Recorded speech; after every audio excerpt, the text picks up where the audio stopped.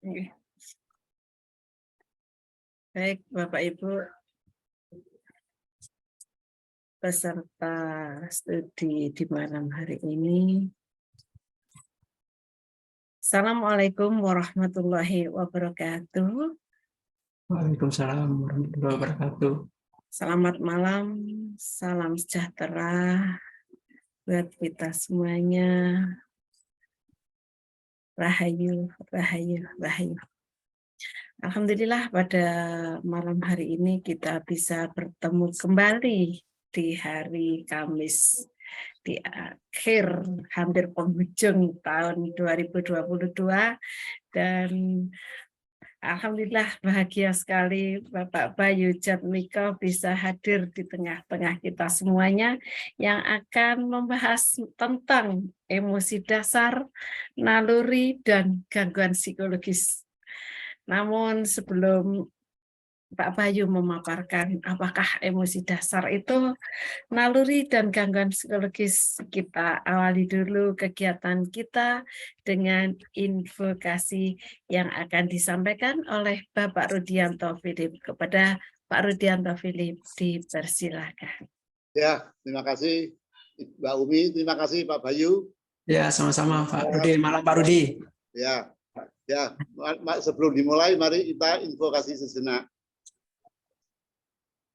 Oh, hidup tersembunyi yang bergetar di setiap atom. Oh, cahaya tersembunyi yang bersinar di setiap makhluk. Oh, cinta kasih tersembunyi yang memeluk semuanya dalam kesatuan. Semoga mereka yang merasa satu denganmu dari itu mengetahui bahwa ia satu dengan setiap yang lain. Om Syanti, Syanti, Syanti. Selesai, terima kasih. Silakan. Terima kasih disampaikan kepada Bapak Rudianto Philip. Berikutnya langsung saja kami persilahkan kepada Bapak Bayu Jatmiko untuk memberikan paparan di dalam studi kita malam hari ini. Kepada Bapak Bayu, dipersilahkan. Baik, ya terima kasih Ibu Umi dan selamat malam rekan-rekan semua. Rahayu, rahayu. Ya, Ketemu lagi dengan saya ya. Oke, hari ini melanjutkan pemaparan materi sebelumnya. Sebelumnya mengenai waspada dan rasa takut ya. Sekarang kita memahami dengan lingkup yang lebih luas, yakni emosi dan nalurinya. Oke, saya share screen ya. Dipersilahkan.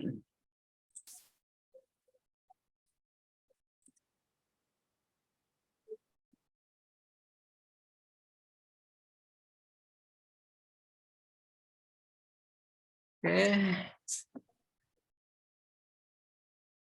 Kenapa sih saya ini selalu kalau bahas basic saya psikologi ya, cuman bahasan saya selalu mengenai yang basic-basic gitu loh, naluri dan emosi dasar gitu kan, nggak bahas yang lainnya ya, karena menurut saya ya permasalahan atau problemnya ini memang ada di basic, ada di dasarnya gitu.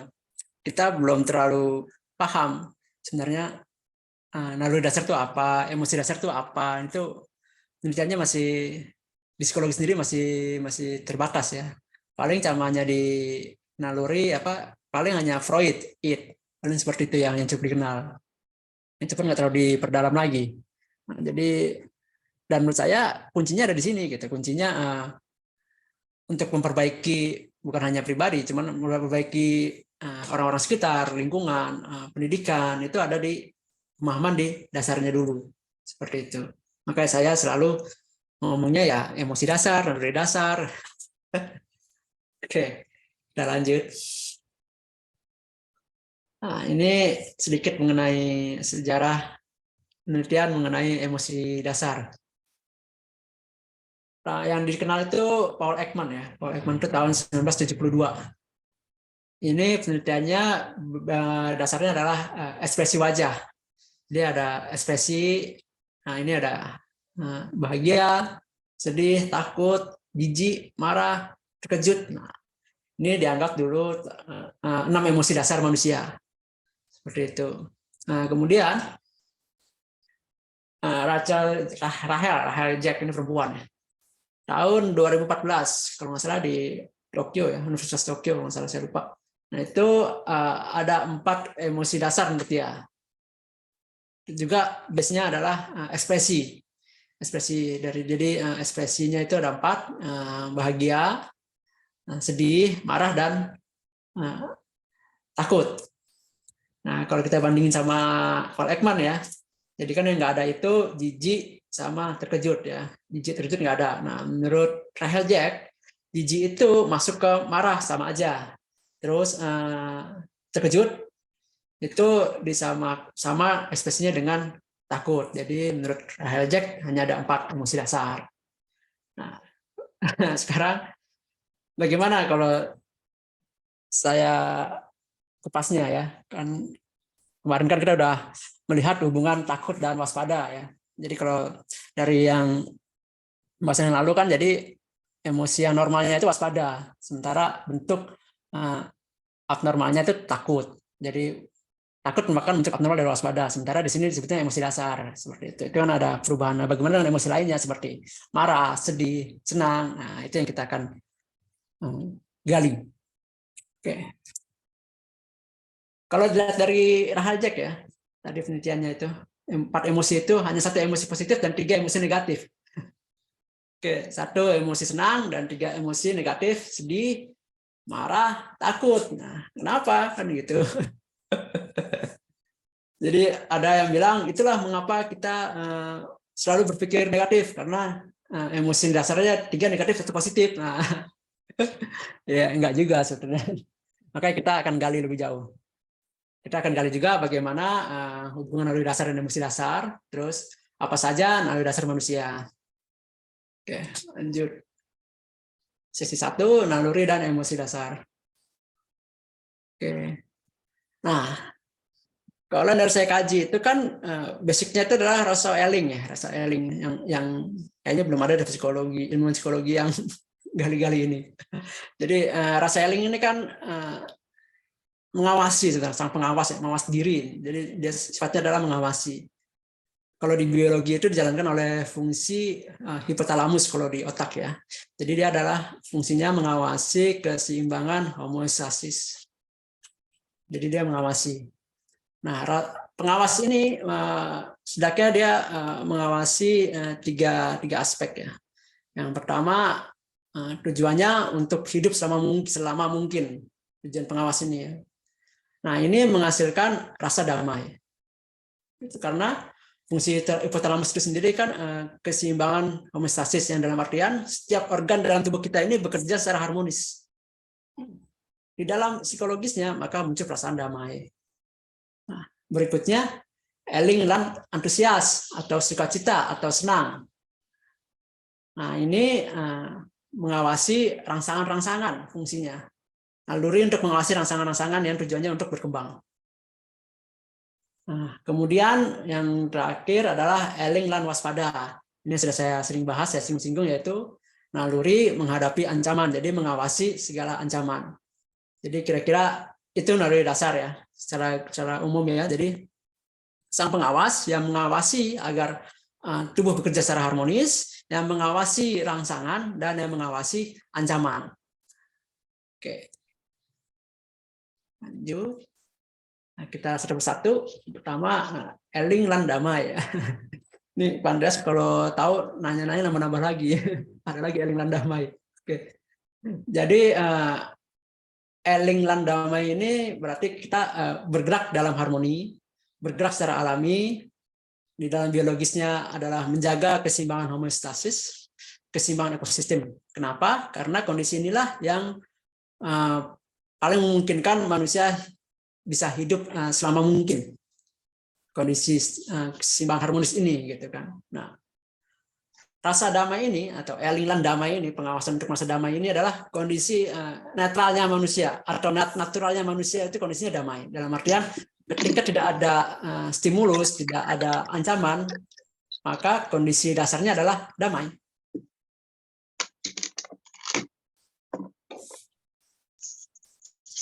Itu mengenai rasa damai ya. Jadi basicnya, fondasi dasarnya lah, fondasi dasar dari semua emosi. Oke, eling lan antusias. Nah, ini ketika manusia mendapatkan stimulus berupa rangsangan. Jadi timbul rasa antusias, rasa senang, rasa sukacita. Nah, jadi rasa senang yang berawal dari rasa damai. Ya, jadi damai sukacita beserta kita semua. Dengan sekarang ini kan lagi suasana Natal ya. Kalau Natal biasanya ucapannya adalah damai sukacita beserta kita semua. Ya, karena apa? Karena ya memang ini sebetulnya fondasinya gitu kan. Pola dasar manusia hidup berkembang itu ya damai sukacita sebetulnya, basicnya gitu kan. Kesehariannya itu yang normal, yang sewajarnya itu damai sukacita. Itu dari dasarnya. Itu. Nah, di sini rasa senang saya bold. Jadi satu nih udah kena nih emosi dasar. Yang di dalam sini ada di eling lan antusias. Rasa senang ya. Oke, lanjut. Nah, jadi damai sukacita itu merupakan pola dasar ya, pola dasar kehidupan manusia, naturalnya, alaminya ya, saking awalnya. Jadi sebetulnya tidak ada sukacita yang benar-benar atau kesenangan benar-benar yang hakiki tanpa didasari rasa damai, gitu kan. Jadi damai dulu baru sukacita, damai dulu baru senang. Kalau senang tanpa rasa damai, jatuhnya gerusa-gerusu. Gerusa-gerusu, begitu kesenangannya sudah selesai, gelisah lagi, cari kesenangan lainnya, tidak pernah merasa damai. Gitu. Nah ini, sukacita tanpa rasa damai tidak akan terpuaskan. Selalu mengejar kesenangan, selalu mencari-cari rangsangan, meskipun tubuh sudah jenuh. Gitu kan. Jadi ibarat kayak orang kecanduan lah. Tubuh jenuh, dipaksa lagi, cari dosis yang lebih kuat lagi, dosis yang lebih kuat lagi. Gitu kan. Jadi kesenangan tanpa rasa damai. Akhirnya ya dosisnya semakin membesar, dosis kesenangannya seperti itu. Nggak mencukupi karena nggak pernah merasa damai, nggak pernah terus mengejar kepuasan, bisa mencari kesenangan. Jadi ya sukacita tipu tanpa rasa damai. Jadi basicnya manusia ya damai dulu baru sukacita. Nggak bisa kita terus berusaha mencari kesenangan tanpa memikirkan rasa damai, ya nggak bisa. Oke. Jadi ya, orang mesti merasa damai dulu baru bisa merasakan sukacita. Mengapa rasa sukacita atas rasa damai itu penting? Karena naluri kita ini agar kita bisa berkembang menjadi naluri yang lebih lanjut gitu, nggak hanya ngulek aja di naluri dasar gitu kan. Naluri tingkat lanjut itu kayak naluri kita untuk peduli dengan sesama, naluri kita untuk belajar. Nah, itu nanti kita bahas di pembahasan berikutnya ya, tentang ego, itu ada kaitannya dengan ego. Nah, tapi kalau misalnya kita ngulek aja nih di kesenangan yang tidak berdasarkan rasa damai ini, ya kita nggak akan bisa lanjut. Gitu. Kadang-kadang kepedulian kita hanya untuk menutupi kecemasan atau menutupi yang supaya dilihat orang peduli kayak gitu, tidak hakiki kan gitu. Oke. Nah, berikutnya kita akan kembali ke eling dan waspada. Oke, ini sudah sering saya singgung ya. Oke, nah jadi di dalam naluri dasar ini eling dan waspada merupakan respon terhadap ancaman. Ancaman terhadap apa? Yang pertama adalah ancaman terhadap keberlangsungan keseimbangan homeostasis ya, atau keselamatan diri atau lingkungan atau terhadap eling lan damai itu. Ancaman itu. Terus yang kedua adalah ancaman terhadap naluri untuk mendapatkan kesenangan. Nah, jadi kalau kehidupan kita yang damai, yang tenang ini terancam, maka kita akan menjadi waspada. Rasa eling itu damainya tidak ada, diganti oleh rasa waspada. Begitu juga dengan kesenangan ya, ancaman terhadap kesenangan. Jadi kita lagi pengen lagi senang-senang nih. Nah, ada gangguan nih, nah kita jadi waspada gitu kan. Misalnya saya menyukai seorang wanita gitu kan, ada ancaman dari pria lain mendekati wanita saya jadi waspada seperti itu. Kayak gitu. Oke. Nah, ancaman terhadap keselamatan diri atau lingkungan sekitar, Eling Landamai. Nah, kalau ancamannya itu berlebihan, ancaman terhadap keselamatan diri, terhadap kedamaian itu berlebihan, maka rasa waspada ini akan berubah menjadi rasa takut. Ya, nah ini yang gangguannya, kondisi stres, overload ya, ancamannya berlebihan gitu kan, entah itu jadi trauma atau stres. Nah itu maka rasa waspada ini akan berubah menjadi rasa takut. Gitu. Tapi kalau berhasil mengatasi ancamannya, akan timbul perasaan lega, emosi lega muncul. Kalau tidak berhasil, dia akan muncul rasa sedih. Nah, muncul lagi emosi menurut Rahel ya, takut, sedih. Seperti itu. Jadi semua orang bisa merasa sedih ya, gitu kan. Bedanya apakah rasa sedih itu didasari oleh rasa waspada ketika menghadapi ancaman atau rasa takut, kan gitu. Kalau dasar rasa takut, kita akan susah move on dari rasa sedih. Kita akan melekat dengan rasa sedih gitu loh. Nggak bisa move on ya. Sedihnya bisa berlarut-larut ya, bisa menjadi depresi malahan seperti itu. Tapi kalau rasa waspada ya nggak terlalu lama ya kita bisa move on gitu. Karena apa? Karena kita paham kalau misalnya kita kehilangan ya emang harus dilepas kehilangan tersebut gitu. Kalau takut pikiran kita buntu gitu. Nah ada sedih aja. Gitu. Secara logika paham gitu, tapi secara perasaan tetap nggak bisa nggak bisa move on, susah gitu karena udah terekam memori ketidakmampuan berpikir dalam rasa takut ya kayak gitu. Jadi semua orang wajar merasa sedih, semua orang bisa merasa sedih, semua orang kan tidak selalu berhasil mengatasi ancamannya. Tapi apakah bisa move on apa enggak, itu aja bedanya. Apakah basicnya rasa waspada atau rasa takut seperti itu. Nah kalau berhasil mengatasi ancaman tentu kita akan merasa lega ya. Contohnya paling gampang ya kalau kita ke toilet, itu kan ancaman ya sebenarnya, ancaman secara fisik ya, dan kita lega kan gitu kan setelah melakukan aktivitas di toilet. Oke. Lanjut di ancaman mendapatkan kesenangan atau keinginan, Eling dan antusias. Nah ini kalau ancamannya berlebihan maka rasa waspada akan berubah menjadi rasa marah gitu.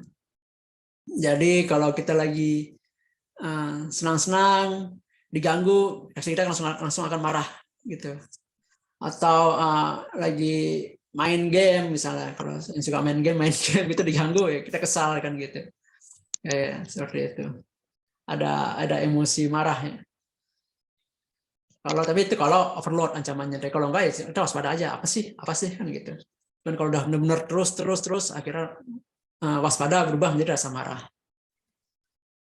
Kalau di sini di ancaman terhadap kesenangan ini, kalau berhasil mengatasi ancamannya, kita akan merasa puas.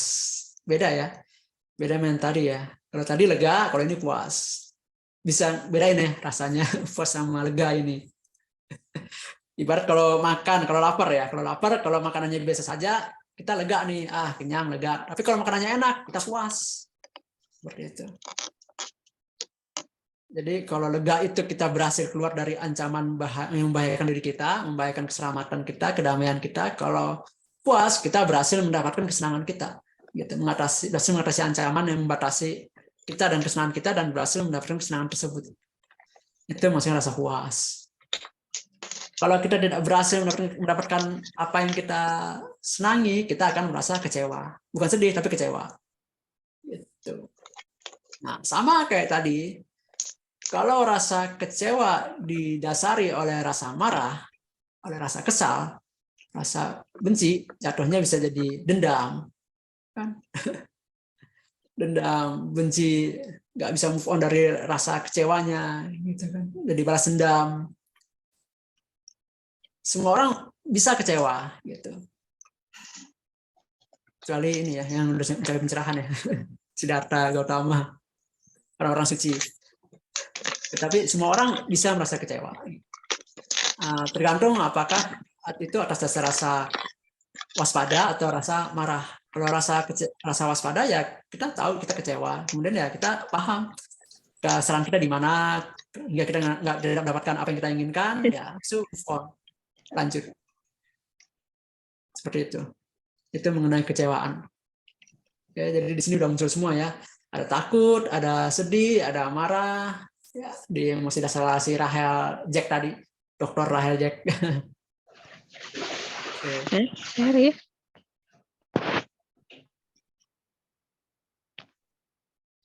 Oke, jadi ini adalah poros emosi dasar manusia. Jadi kalau menurut saya, kalau Rahel Jack adalah senang, sedih, marah, takut, maka kalau menurut saya emosi dasar itu adalah damai, sukacita, dan waspada.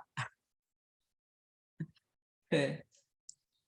Jadi rasa eling yang mengawasi kelangsungan atau keselamatan hidup sama mungkin menghasilkan rasa damai. Rasa eling yang mengawasi rangsangan untuk menghasilkan rasa antusias atau sukacita atau rasa senang. Dan rasa eling untuk mengawasi ancaman yang menghasilkan rasa waspada. Jadi 3 ini adalah emosi dasar kita. Damai, sukacita, dan waspada. Damai, sukacita dalam aktivitas kehidupan sehari-hari menjadi waspada apabila ada ancaman. Jadi memang penting sekali ini yang namanya damai sukacita itu kan. Dan kalau kita merayakan Idul Fitri kan juga ini ya, maaf-maafan dulu, habis itu baru merayakan kemenangan, ada sukacita di baliknya. Jadi damai dulu baru sukacita. Jadi memang ini basic sekali gitu kan, damai sukacita ini. Yang problemnya kan, yang masalahnya kan kita ini nyari sukacitanya hanya di hari akhir minggu, nyari senang-senangnya. Sementara kesehariannya penuh dengan stressful, dalam kondisi stres, dalam kondisi bukan hanya waspada lagi gitu kan, tapi dalam kondisi kecemasan kesehariannya. Padahal nalurinya manusia yang porosnya itu udah masuk sukacita seharusnya. Jadi kita jadi nyari-nyari lagi. Jadi sekarang malah kebalik, kita nyari-nyari damai sukacita karena keseharian kita kecemas. Ya, kebalik-balik gitu kan. Ya, anggapnya ya jam kali juga lah. Jadi kalau mau diperbaikin ya pertama kesehariannya itu terhadap ancaman harus sikapnya waspada dulu. Kemudian ancamannya dikurangin, kesehariannya harus dijalankan dengan damai sukacita kan gitu kalau mau diperbaikin. Ibaratnya kalau sekarang di pendidikan kan lagi di ini ya, di bumi ya, lagi digaungkan supaya belajar itu harus senang, harus penuh sukacita. Dari kecil dari latih seperti dari PAUD, dari TK, SD juga mulai ke arah sana gitu. Jadi tidak lagi sehari-hari penuh dengan ancaman dalam belajar gitu kan. Jadi belajar pun harus dengan penuh rasa sukacita. Damai sukacita dalam belajar. Begitupun juga sebaiknya dalam bekerja gitu kan. Cuman mana ada pekerjaan yang enggak stres ya. Jadi sangat penting ya, bekerja sesuai minat Anda, bekerja sesuai dengan apa yang Anda sukai. Nah itu sebenarnya sangat membantu ya, supaya kita dalam kesehariannya itu terjaga perasaan damai sukacita, itu tidak dalam kondisi stressful, tidak dalam kondisi terancam. Oke, jadi ini kesimpulannya.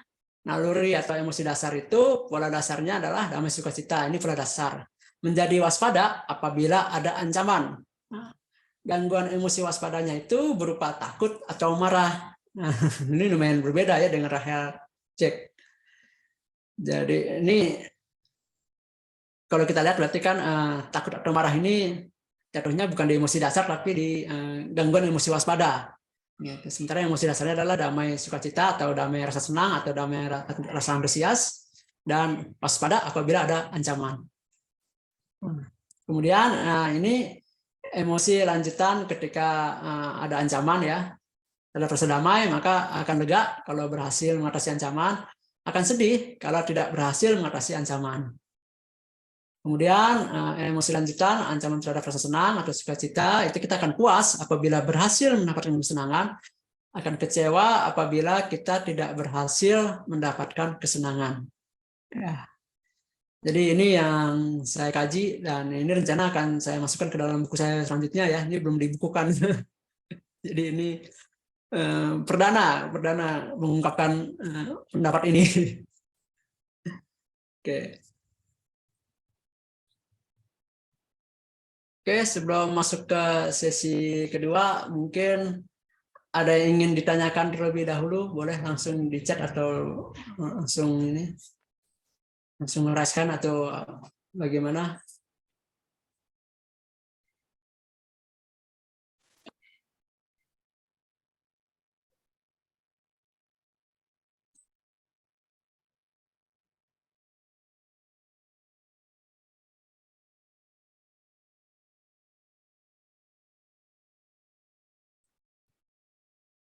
Ya, ada yang bertanya atau lanjut?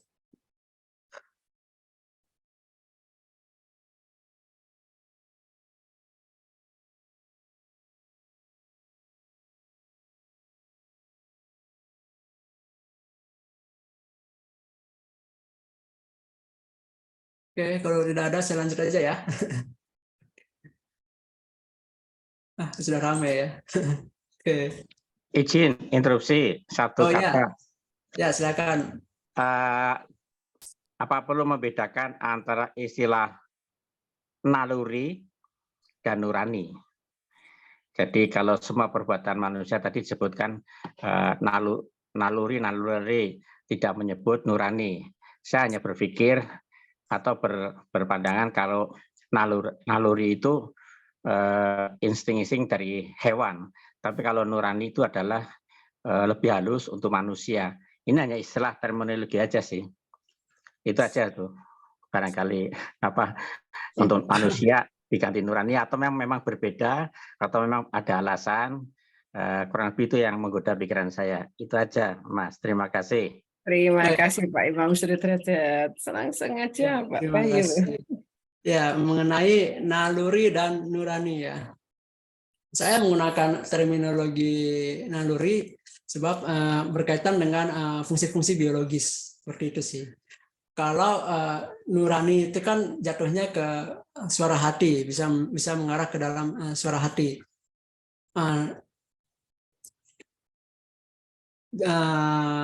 Mungkin nanti setelah kita membahas ego, mungkin kita bisa menyinggung soal nurani. Salah, ini masih basicnya dulu. Jadi ya kalau bisa saja nurani itu perkembangan dari naluri itu bisa saja. Bisa jadi manusia itu sudah disebutnya nurani lagi nggak naluri, itu boleh-boleh saja, bisa saja. Cuman kalau alasan saya menggunakan terminologi naluri karena basicnya dari fungsi biologis itu sih kira-kira Pak Imam. Iya, cuman kalau bisa dipahami. Ya, cuman takutnya nanti kalau saya nurani nanti ada yang disebut kata hati nurani. Nah, ini yang repot menjelaskannya dalam fungsi biologis. Itu nanti dalam pemahaman penjelasan mengenai ego aja. Mungkin itu bisa Ya, terima kasih. Ya, terima kasih Pak Imam. Oke. Lanjut kepada Bapak Ibu, barangkali ada yang ingin sharing atau bertanya kepada Pak Bayu tentang emosi, naluri, dan gangguan psikologis.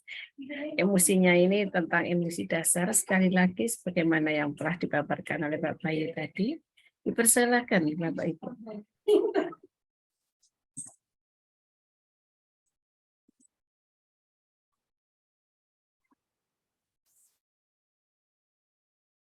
Pak Halim hari ini malah nggak datang ya?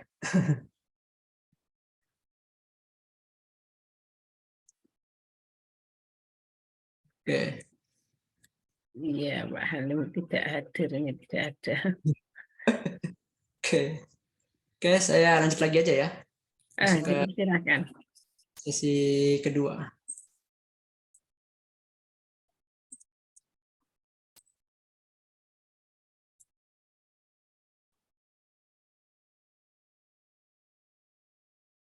Oke, gangguan psikologis berawal dari gangguan eling dan waspada. Makanya eling dan waspada ini emang kan ditekankan sekali ya, karena emang dari sini basicnya gitu kan. di tanah Jawa, di Sunda, di Jawa, eling lan waspada, eling lan waspada itu memang sangat ditekankan. Karena memang awalnya itu tadi dari sini, gitu. Kalau kita nggak eling dan waspada, kita jatuh ke dalam takut dan marah. Oke, jadi gangguan eling dan waspada adalah awal dari gangguan psikologis, ya, gangguan kejiwaan berupa rasa takut dan marah. Rasa takut bisa berubah menjadi rasa marah. Rasa marah juga bisa berubah menjadi rasa takut. Tergantung perkembangan persepsi manusia. Jadi awalnya kita, misalnya ada ancaman nih, ancaman yang kita lagi jalan, terus ada orang teriak, "Oi!" gitu kan. Kaget kita. Kita tengok, nggak taunya anak kecil yang teriak. Cuman suaranya gede. Jadi tadinya kaget, ada rasa takut, yakin jadi marah gitu kan. Seperti itu. Jadi takut berubah jadi marah, tergantung persepsinya. Atau ada anjing menggonggong tapi anjingnya kecil, gitu. Anjing kecil ternyata, gitu. Itu juga bisa. Rasa marah juga bisa berubah menjadi rasa takut tergantung persepsinya. Jadi kita lagi, misalnya saya lagi ngedeketin cewek nih kan, terus ngerasa saingan saya lebih gahar orangnya gitu kan. Dan ternyata saya marah jadi takut sama tuh orang kayak gitu. Bisa kayak gitu. Jadi tergantung perubahan persepsi. Jadi tetap awal ketakutan sebenarnya terhadap keselamatan diri, kalau marah terhadap kesenangan. Dengan persepsi dia akan berubah. Seperti itu. Nah, rasa takut inilah yang kemudian bisa berkembang menjadi berbagai bentuk gangguan lainnya, tergantung dari seiring dengan perkembangan persepsi juga. Kayak gitu. Yakni yang paling umum adalah kecemasan. Ini pesanannya Pak Halim sebetulnya ini. Pak Halim tidak hadir hari ini, tidak bisa hadir. Jadi kita masuk ke kecemasan. Apa itu kecemasan? Kecemasan itu kan awalnya berawal dari perkembangan persepsi untuk melakukan pencegahan atau antisipasi potensi ancaman di masa depan. Namun atas dasar rasa takut. Jadi kita berusaha mengantisipasi. Sebenarnya nggak ada masalah kalau kita antisipasi masa depan itu atas dasar waspada kan. Sebenarnya manusia kan memang memberi kemampuan untuk mengantisipasi masa depan. Hewan aja ada kok beberapa nggak ada manusia kan gitu. Seperti berang-berang itu kan nyimpen makanan. Beruang, buaya pun juga begitu, semut begitu kan. Jadi perilaku mengantisipasi atau berpikir untuk melakukan antisipasi atau pencegahan itu wajar sebetulnya. Nah, yang masalahnya apabila itu dasarnya adalah rasa takut, bukan rasa waspada. Nah, pertanyaannya adalah kenapa bisa masalah rasa takut? Maksudnya mengapa basicnya takutnya jadi cemas kan gitu?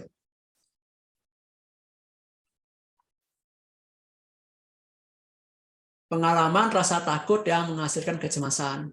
Yang pertama adalah ketakutan yang menumpuk. Dalam artian gini, pola asuhnya udah keliru. Anak banyak takut-takutin, ada trauma juga. Pola pendidikannya juga banyak ditakut-takuti.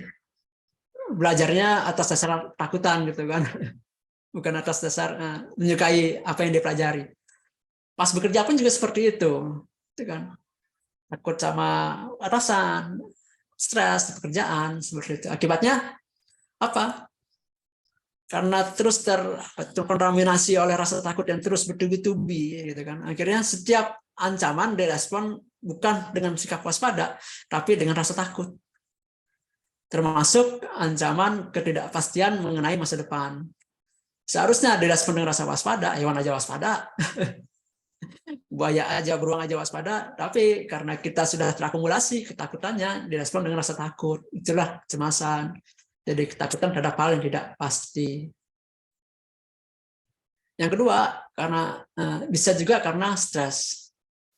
Stres karena pengalaman kegagalan antisipasi masa depan, ancaman masa depan yang terus berulang-ulang, yang terjadi berulang-ulang. Terus menerus karena pengalaman itu lama-lama cemas.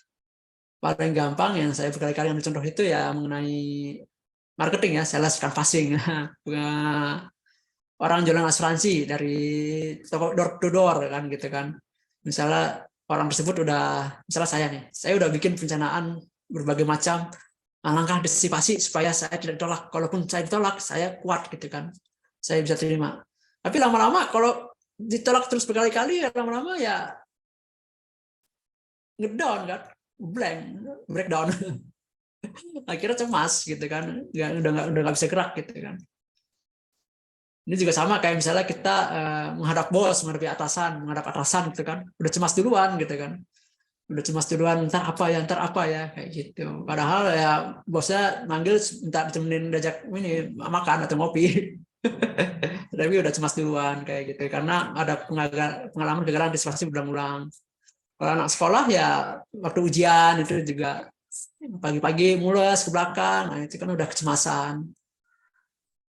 Udah ada pengalaman-pengalaman sebelumnya seperti itu.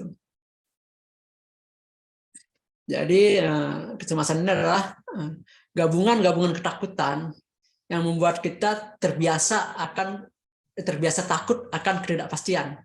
Jadi kayak membentuk awan kabut kecemasan lah, kayak mengungkung kita gitu. Jadi saya kan pernah kerja di klinik gitu ya. Jadi memang orang yang semakin berumur usianya itu memang kecemasannya semakin meningkat karena pengalamannya juga semakin banyak kan, mengalami kehidupan yang bergejolak bergelora gitu. Makanya kadang-kadang ya kalau cemas dalam usia-usia tertentu ya wajar aja gitu kan dengan pengalaman hidupnya seperti itu. Jadi karena memang sudah terakumulasi kayak gitu.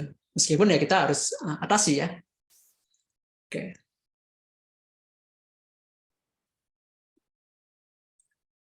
Jadi di dalam kecemasan itu bukan soal masa depannya, bukan soal ketidakpastiannya, namun soal ketakutannya, gitu ya. Karena ciri khas dari rasa takut adalah ketiadaan solusi, gitu kan. Otak ngeblank, gitu. Setiap solusi yang berusaha kita pikirkan, kita hasilkan itu dirasa tidak pernah memuaskan. Ya, sama ini ya, sama kayak rasa senang ya, kecanduan rasa senang ya. Jadi nggak pernah masa damai ya. Jadi terus candunya semakin meningkat, sama juga kayak gitu. Dia tidak pernah terpuaskan ya. Jadi terus saja cemas gitu. Sebab begitu memori takut masuk ke amigdala, maka itu tidak akan terpuaskan gitu kan. Itulah mengapa rasa takut sangat berbahaya gitu kan. Begitu masuk gitu ya udah. Kita akan menyimpan sebuah memori yang ngeblank, memori dari solusinya yang akan menjadi cikal bakal kayak gitu. Ada perasaan tidak pernah puas, tidak pernah mendapatkan solusi yang pas. Nah, kecemasan kan seperti itu.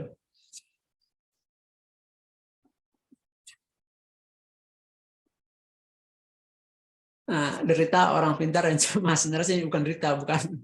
Oke. Cuman ini banyak dialami ya. Jadi kan berpikir panjang itu kan merupakan salah satu ciri orang pintar ya. Orang pintar bisa berpikir panjang ya. Akibatnya apa kalau ada orang pintar yang mengalami kecemasan? Ya beliau akan overthinking gitu kan. Bakal lanjut terus itu pemikirannya akhirnya apa? Insomnia, gangguan tidur seperti itu. Soalnya otaknya nggak bisa berhenti kerja, mencari jawaban yang tidak pernah memuaskan fisiknya sebenarnya. Tidak pernah memuaskan, tidak pernah puas ya, bukan tidak pernah menemukan jawabannya. Secara logika masuk akal gitu kan, cuman fisik ini rasanya nggak puas gitu, kayak gitu. Tetap cemas. Nah, pada orang pintar ya dia akan panjang sekali gitu pemikirannya gitu kan.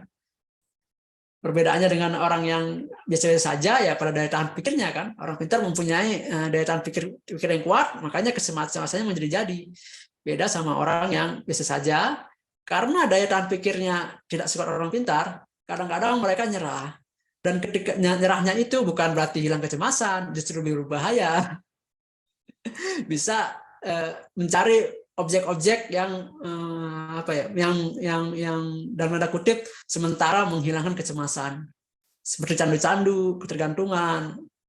Misalnya rokok yang udah berbungkus-bungkus ya. Saya tidak ya rokok memang untuk yang berbahaya kan rokok untuk kalau jadi candu ya, jadi ketergantungan ya. Kalau untuk transaksi oke aja, cuman kalau udah menjadi candu, jadi ketergantungan dalam artian ketika tidak merokok akan merasa cemas, nah itu yang berbahaya. Jadi orang yang tidak mampu berpikir panjang sebenarnya, yang mengalami kecemasan, dia akan lebih cepat mencari bentuk-bentuk ketergantungan lainnya. Gitu. Bisa ke makanan, jadi obesitas, gitu. Cari peralihan dari pikiran-pikiran cemasnya.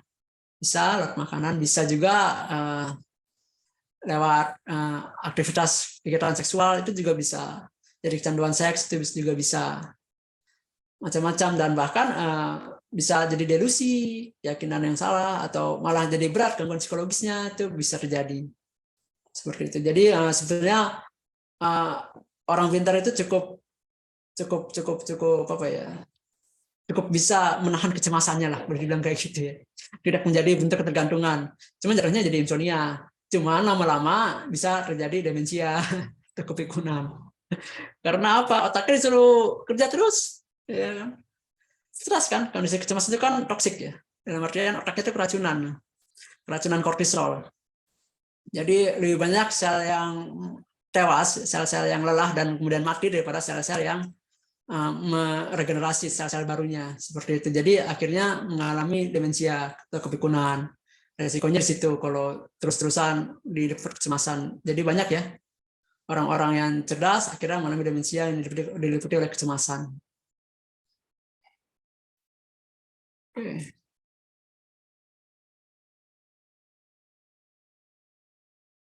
Oke, biasanya ini ada beberapa solusi biasanya yang beredar ya.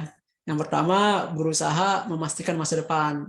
Ini bukan solusi yang ideal karena mau sepasti apapun masa depan ya nggak akan nggak akan hilang rasa cemasnya gitu. Pasti kita akan nyari lagi gitu kan. Misalnya cemas karena kekurangan, merasa hartanya kurang gitu kan. Merasa hartanya kurang, dia cari sebanyak-banyaknya. Oke, harta udah lebih, ntar dia akan nyari-nyari lagi tuh kecemasan, cari bahan pikiran lagi gitu. Apalagi yang dicemasin, oke, mengenai pasangannya kah, mengenai anaknya kah. Jadi dia akan terus mencari gitu, nggak bisa berhenti. Ya, jadi berusaha masa depan itu sebenarnya ya hanya pelarian aja, tidak bukan jawaban. Oke, kemudian kalau ada yang pernah baca buku Eckhart Tolle ya, The Power of Now, hidup saat ini. Nah, ini kan berusaha. Nah, tadi ini di grup SCP ini Pak King ngirim foto yang mengendalikan pikiran adalah pikirannya itu sendiri. Jadi ibaratnya anjing mengejar ekornya sendiri. Itu Pak King yang kirim. Ya, jadi ada juga yang bilang berusaha mengendalikan pikiran gitu kan. Jadi tidak berpikir masa depan, tidak berpikir masa lalu, tetap fokus hidup saat ini gitu kan. Cuma mengendalikan pikiran kan enggak hal yang emang susah sekali ya. Ya kalau ada yang berusaha ya nggak masalah juga gitu. Terus ada juga memahami bahwa masa depan dan masa lalu adalah ilusi. Ya kalau dibilang ilusi memang ilusi kan gitu kan, secara fisika juga seperti itu. Cuman kan yang nyata lagi yang berfungsi adalah memori dan persepsi kita. Gitu.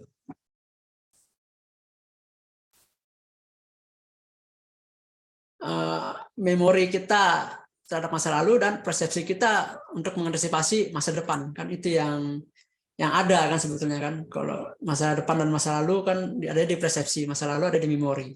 Kan itu yang real. Jadi menurut saya pribadi yang dimaksud dengan hidup di saat ini adalah bisa move on dari masa lalu, dari rasa entah itu kecewa, entah itu sedih, entah itu apalah seperti itu kan. Dan tidak cemas dengan masa depan. Itulah hidup di saat ini. Kayak gitu.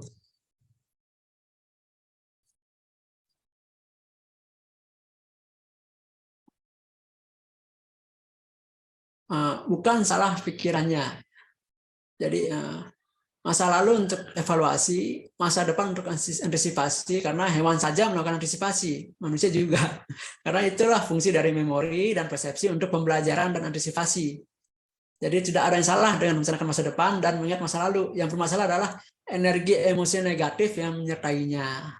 Kayak gitu. Jadi yang nempel itu, emosi negatifnya itu yang menempel. Jadi ketika kita mengingat masa lalu, di situ ada rasa sedih, ada kecewa, sakit hati, dendam dan sebagainya. Nah, itu yang yang bermasalahnya, bukan proses berpikir kita ke masa lalunya, bukan. Begitu juga dengan masa depan, gitu kan. Kita antisipasi ya wajar, manusia antisipasi gitu kan. Yang tidak wajar apabila atas dasar rasa cemas, rasa takut, gitu kan. Akibatnya antisipasi kita sifatnya egois. Demi keselamatan diri sendiri, tidak mementingkan ekosistem misalnya kan, kayak gitu. Tidak memperhatikan lingkungan sekitar, yang penting saya selamat, orang lain rugi, masa bodoh. Itu kan ada energi emosi negatifnya, dan itu pun tidak terpuaskan juga, gitu. Tetap aja kita dalam kecemasan hidupnya. Karena sebenarnya bukan di pemenuhan kebutuhan masa depan itu, tapi di energi emosi negatifnya yang menyertainya. Jadi yang perlu dilakukan adalah mengurai ketakutan-ketakutan, kemarahan-kemarahan, dan memori-memori emosi negatif. Kita urai itu. Itulah cara mengatasi kecemasan. Sebelum ini berkembang menjadi berbagai bentuk ketergantungan. Repot nantinya. Sebetulnya sama aja gitu, sama aja dengan pemulihan trauma gitu kan.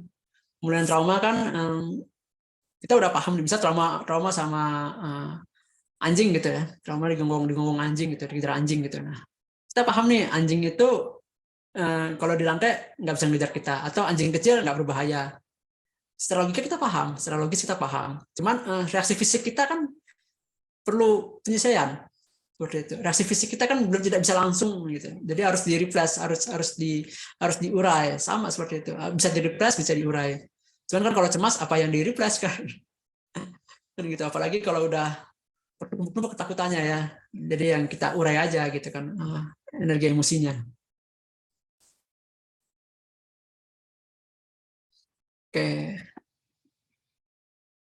Oke, itu tadi sedikit mengenai gangguan psikologis. Oke, saya buka lagi.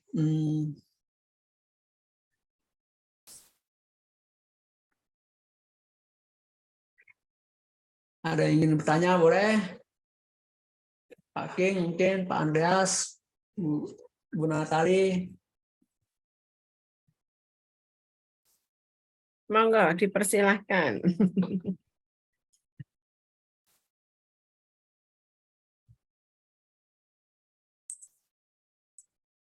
Mengenai gangguan psikologis. Ya, Kak Bayu nanya dong. Ya, boleh. Kak, Dengan kalau misalkan kayak kita mau ngerilis emosi negatif dengan cara meditasi yang kita urai melalui teknik nafas, nah itu boleh nggak sih keluarin dari mulut gitu? Kalau misalkan kan kalau saya kan tipenya itu harus kayak ada penegasan gitu loh.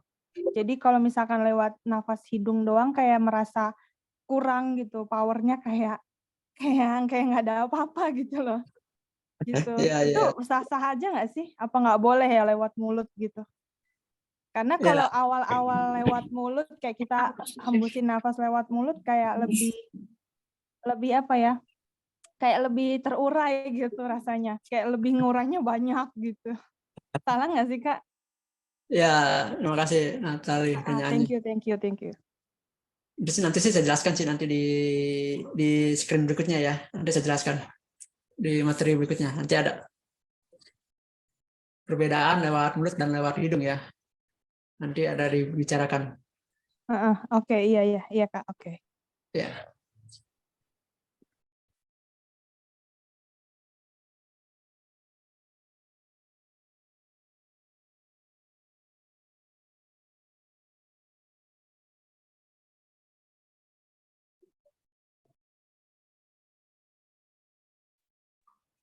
Lanjut, oke.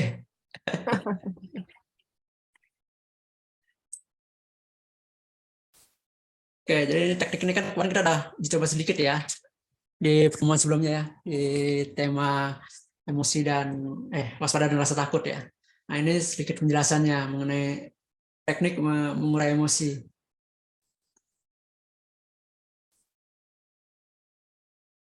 Oke, pertama kita pahami dulu bahwa emosi sebagai memori reaksi fisik.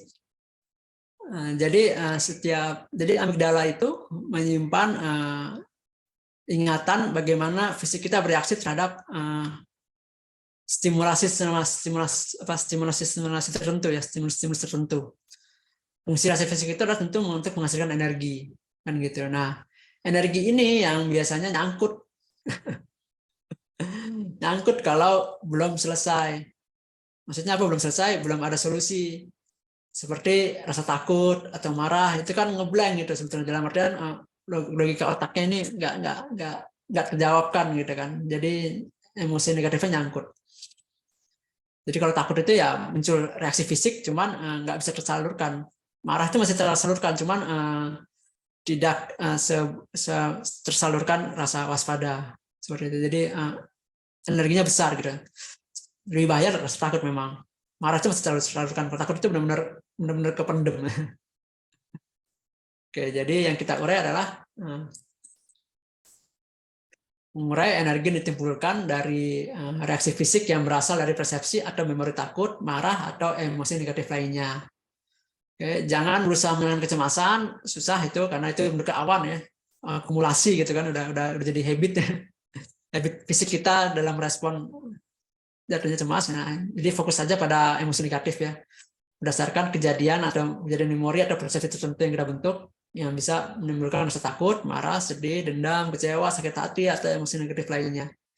Jadi fokus pada energi yang ditimbulkan oleh memori tersebut. Oke, itu dasar teorinya. Oke, tahapannya pertama tentu sama ya, pasti kita ambil posisi meditasi, kita relaksasi dulu karena semua mulai dari relaksasi. Relax, terus recalling, kita mengingat kembali mengingat kejadian yang membuat kita mengalami emosi. Jadi teknik ini sebetulnya nggak hanya emosi negatif, emosi positif pun bisa diurai gitu.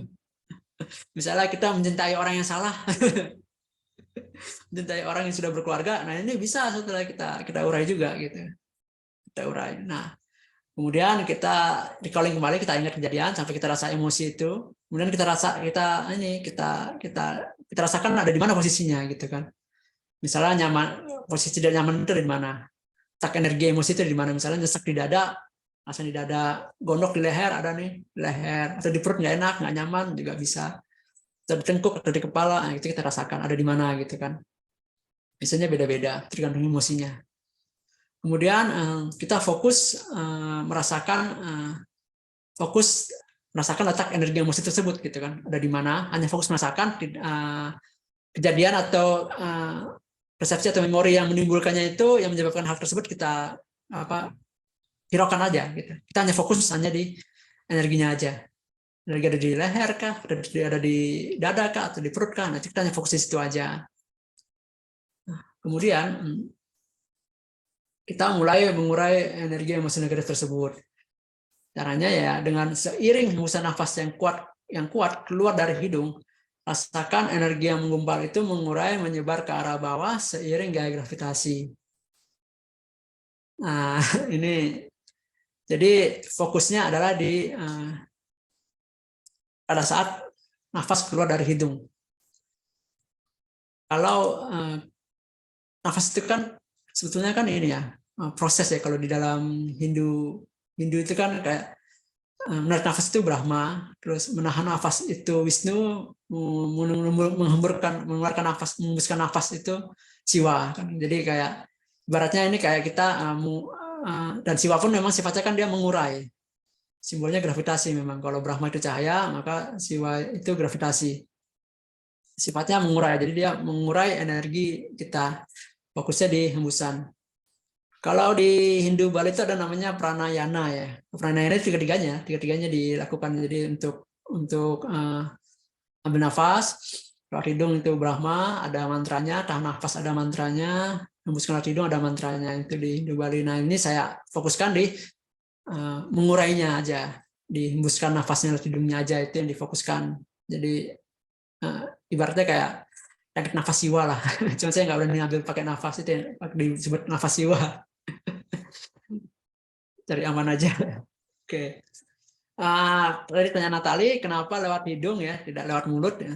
Karena kalau lewat mulut itu jatuhnya relaksasi, relax.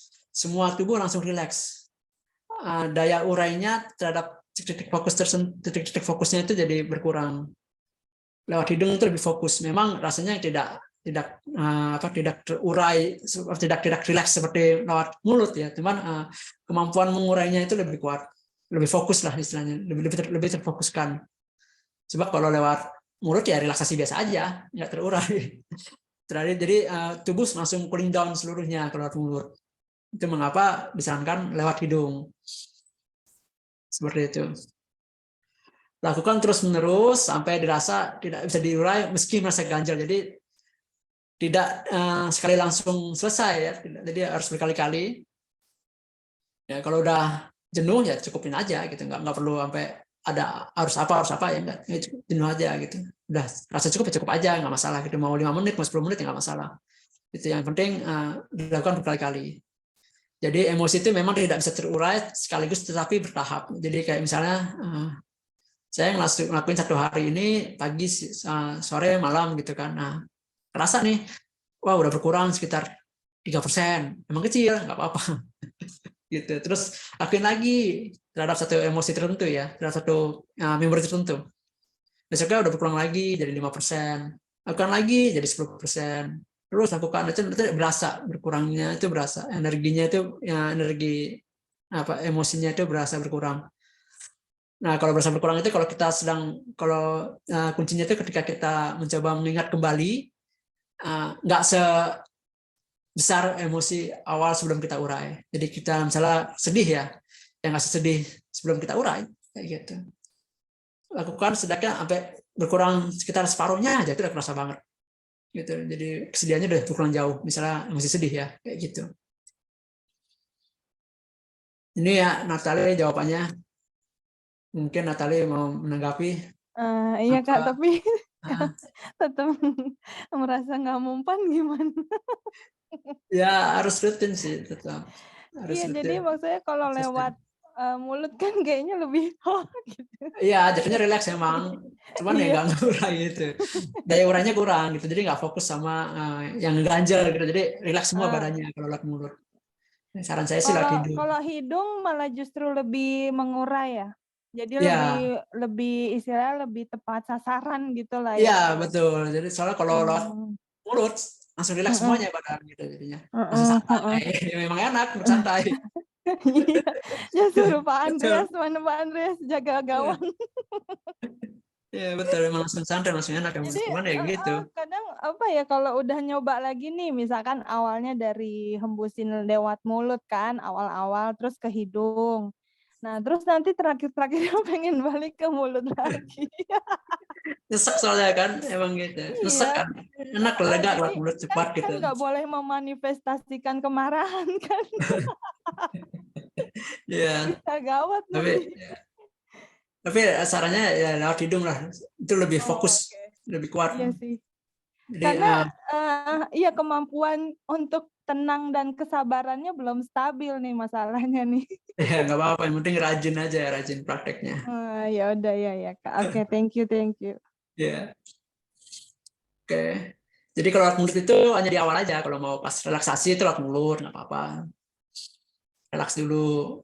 Tapi pada saat mengurai lewat hidung. Tapi sebenarnya usahakan dengan kuat nafasnya. Iya, lama-lama kayak apa? Nafas naga. Ya memang. Kadang-kadang ada panasnya. Iya. Ada panas yang keluar. Iya. Energinya kebuang sih emang. Ya.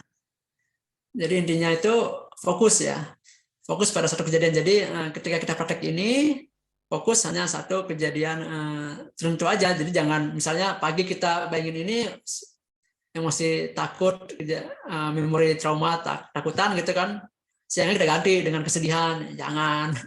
Ya tetap itu gitu. Temanya tetap sama. Jadi tetap sama sampai benar-benar terasa berkurang energinya gitu. Jadi fokus pada satu memori dulu, baru ntar kalau udah tidak berkurang jauh baru ganti.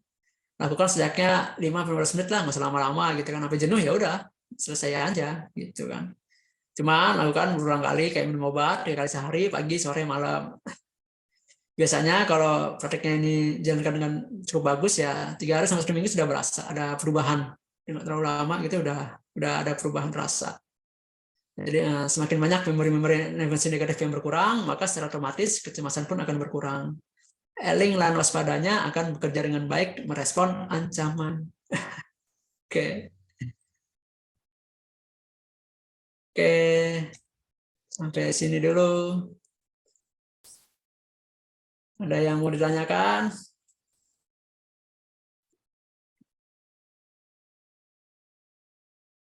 Wah, ada Pak Tony. Apa kabar Pak Tony? Udah lama nggak ketemu Pak Tony.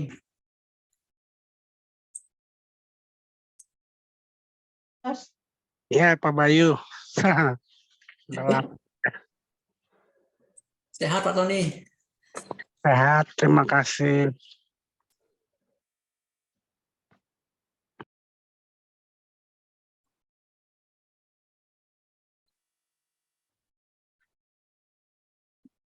Bagaimana Bapak Ibu tentang Ya.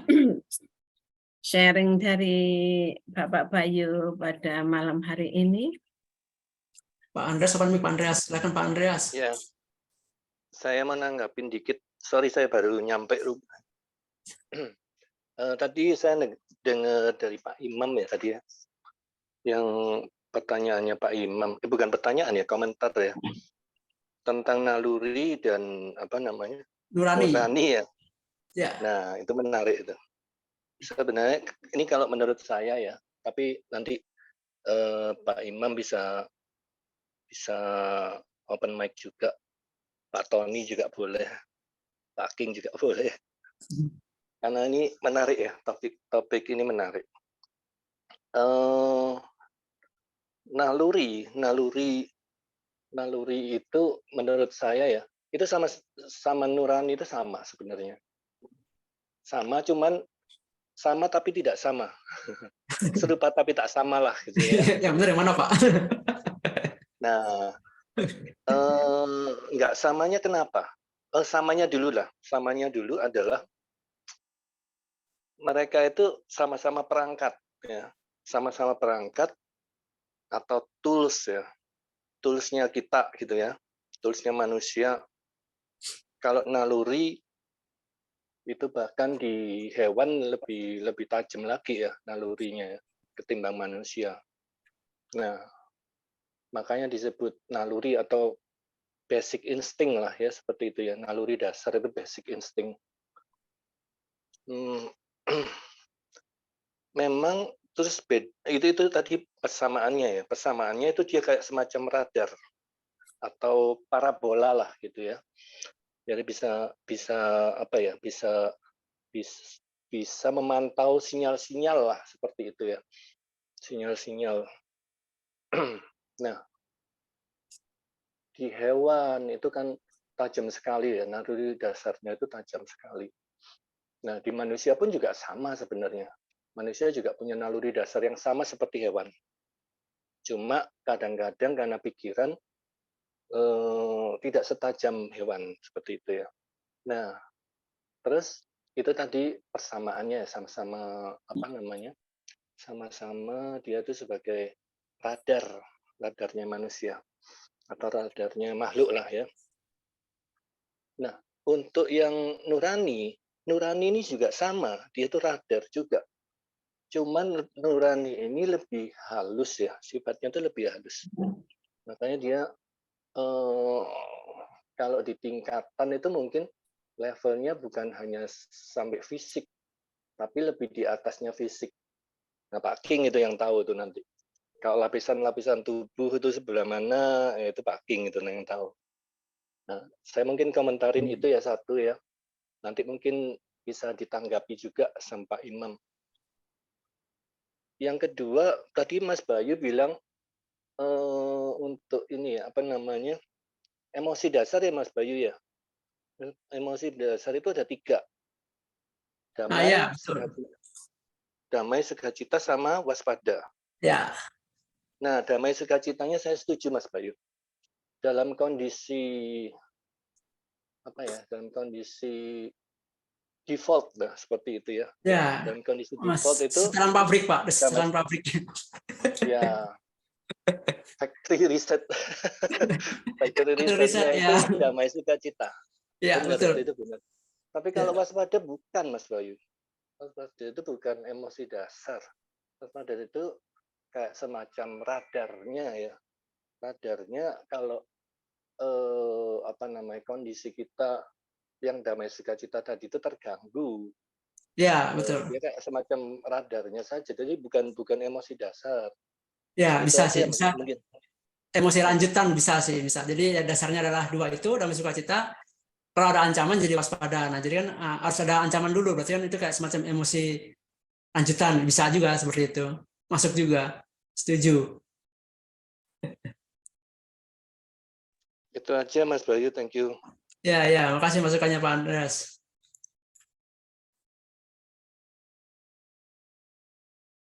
Ya, kalau nurani itu bisa jadi ada di Rosso Eling, bisa aja di situ kan. Jadi sang pengawas ini mempunyai apa ya, bisa disebut nuraninya juga tuh mungkin bisa juga. Kayak gitu. Menarik.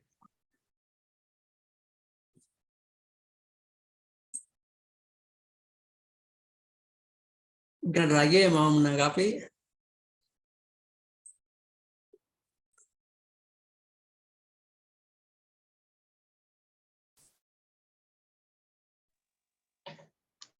Interupsi nambah sedikit. Ya, Pak Imam, silakan Pak Imam. Ya, tadi karena disinggung lagi, itu hanya istilah terminologi yang membedakan. Kalau nurani itu lebih banyak dibicarakan oleh pejalan-pejalan spiritual ketika menyikapi radar atau kepekaan pada manusia. Tetapi mungkin para psikologi, ahli psikologi itu lebih sering menggunakan istilah naluri ya. Naluri ya. Sebetulnya naluri ini kan juga dimiliki oleh hewan yang punya radar kepekaan yang kadang juga lebih peka kan daripada manusia. Namun istilah nurani nggak ada dipakai istilah untuk kepekaan hewan gitu. Jadi ini terminologi yang artinya sebetulnya sama juga sih menurut saya, hanya pelaku spiritual itu bukan para ahli psikologi ya, lebih suka menghindari kata-kata naluri. Naluri. Karena itu lebih banyak diterapkan pada hewan. Itu aja sih yang membedakan. Kemudian saya mau bertanya juga ini mengenai ilusi, saya kurang jelas. Ilusi tadi diterangkan di memori masa lalu dan persepsi yang akan datang. Ilusi ini kan pengertiannya kalau nggak salah kan maya atau ketiadaan atau sesuatu yang nggak ada semestinya. Tapi ini diterangkan ilusi itu adalah ada di memori yang ada di masa lalu sehingga bisa dievaluasi. Kemudian ilusi itu juga ada di persepsi untuk yang masa akan datang, yang juga bisa untuk mengantisipasi. Ini saya masih bingung mengenai ilusi. Ilusi itu maya atau apa ini? Terminologi ilusi untuk menerangkan memori dan persepsi itu. Mau dijelaskan lagi? Iya, baik. Sebentar ya.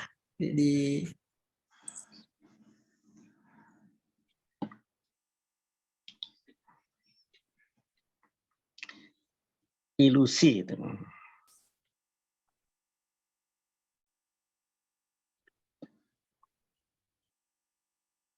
Nah, di sini ya. Salah. Balik lagi.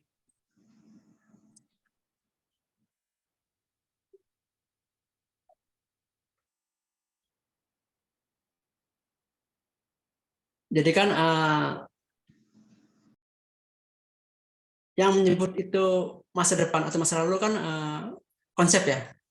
Konsep yang sebenarnya secara fungsi biologisnya itu nggak ada di kita gitu kan. Itu kan seperti hewan kan tidak mengenal masa depan, masa lalu itu hewan nggak tahu kan. Yang diketahui secara biologis kan memori. Hewan ada memori, kita ada memori.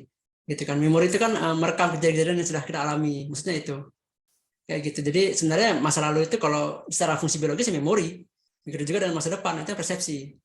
Gitu. Hewan hanya bisa mempersepsikan masa depan kayak apa sih sehingga dia melakukan antisipasi menyimpan makanan seperti itu misalnya. Begitu juga dengan manusia kan. Jadi persepsinya membentuk antisipasi mengenai masa depan. Sementara istilah masa depan dan masa lalu adalah konsep aja yang kita setujui, kita sepakati bersama gitu kan. Itu yang maksud ilusi gitu. Kira-kira begitu Pak Imam. Ya, saya resapi dulu. Ya, ya. Ya. Oke, terima kasih. Ya.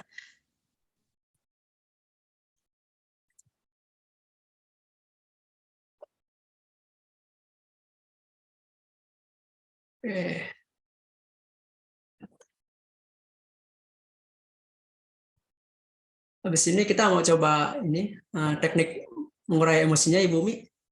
Oh, dipersilakan. Kita mau coba, boleh kalau mau coba. Kalau masih ada yang mau berkomentar atau bertanya.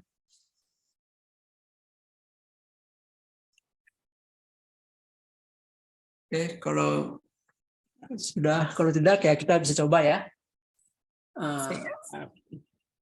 Kalau yang mau ada open video boleh open video, kalau enggak ya nggak apa-apa juga. Kita coba teknik mengurai emosinya. Oke. Pertama-tama adalah kita mulai ya. Kita relaksasi dulu. Ambil posisi nyaman dulu, biasanya posisi meditasi, punggung tegak, misalkan tegak punggung, kita ambil posisi meditasi, kita relaksasi. Ambil nafas, relax. Ambil nafas, relax. Oke. Ambil nafas, relax.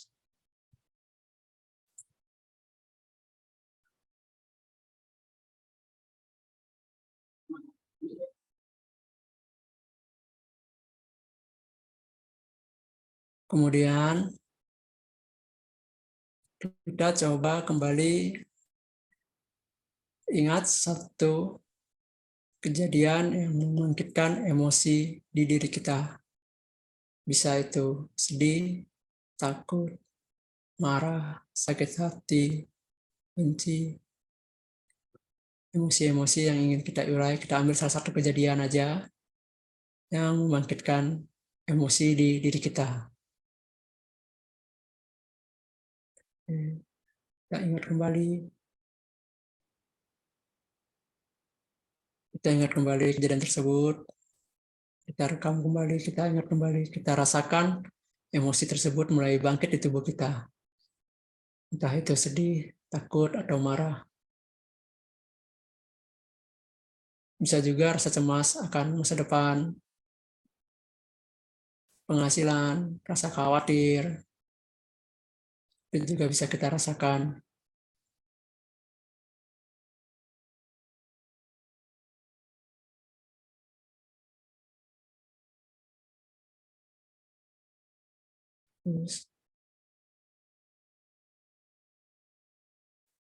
Kalau sudah muncul, mari kita fokus, kita rasakan ada di mana emosi tersebut. Bisa di dada, bisa di rasa nyaman, tidak nyaman di perut, atau di leher. Fokus, rasakan hanya di situ saja. Fokus, rasakan emosi tersebut. Tidak usah ingat kembali kejadiannya, hanya fokus, rasakan ketidaknyamanan. Ada di mana dia? Kalau di leher, ada di dada, ada di perut. Fokus, rasakan.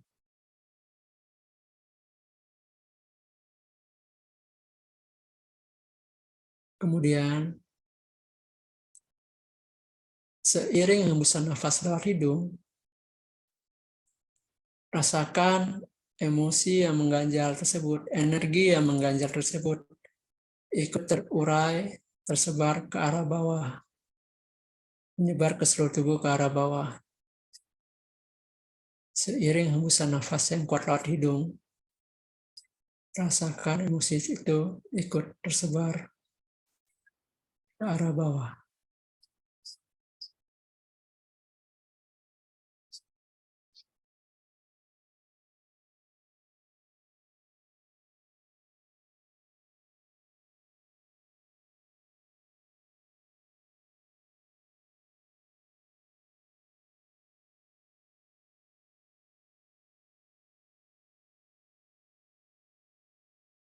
Rasakan emosi yang menggumpal, yang mengganjal itu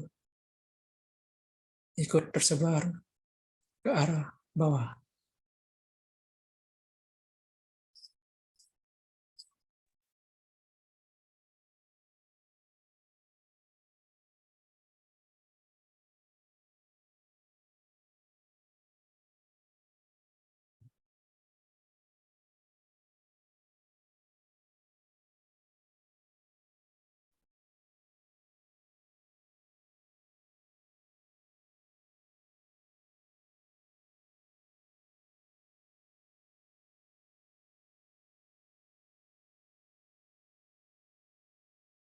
yang mengganjal di tenggorokan, terasa itu gumpalannya mulai menyebar seiring hembusan nafas lewat hidung. Yang sesak di dada terasa menyebar seiring nafas keluar lewat hidung.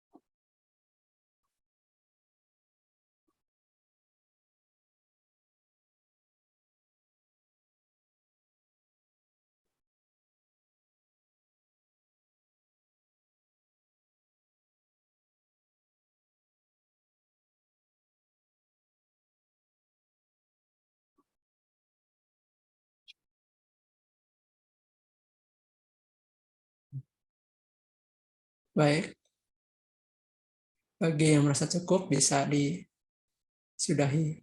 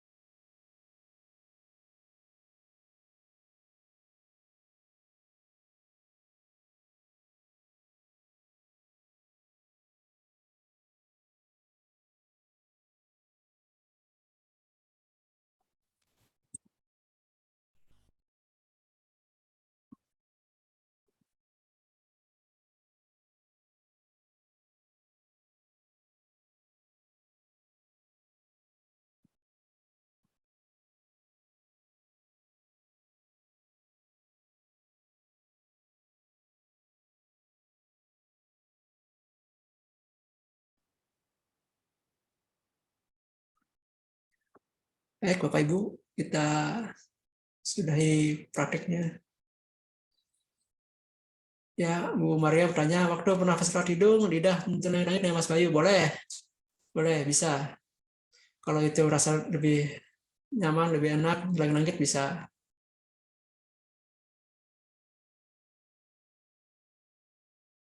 Cuman terkadang kalau yang emosinya kuat banget, nggak sempat mikir.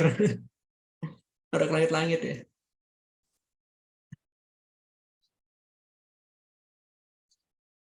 Jujur ini saya pengalaman pribadi ya, saya nemuin teknik ini waktu itu saya susah move on ya ibaratnya kayak gitu. Jadi dengan teknik ini ya bisa cukup cepat move on-nya gitu kan. Ya biasa orang mungkin butuh bulan-bulan ya ini cuma 2 mingguan, 2-3 minggu gitu udah santai.